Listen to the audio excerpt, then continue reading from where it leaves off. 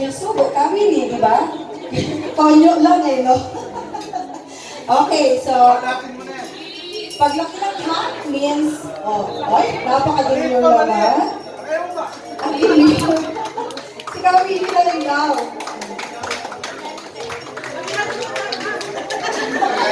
Lakihan mo, ayan. Okay, kiss, kiss. Ay, sister. Sabi ni Kawili, nakakarami ako ngayong gabi, ha? Okay. So, ito na talaga, kakain na po tayo mga kapatid. Except po sa ating VIP table, lahat po tayo ay pupunta sa buffet. Ayun po ang buffet natin. Ang ating nasa VIP table and the other side po, you will be served po. Ano po? So, stay put lang po kayo dyan. Itingin muna po kayo sa amin. Ano kasi doon po kami sa buffet.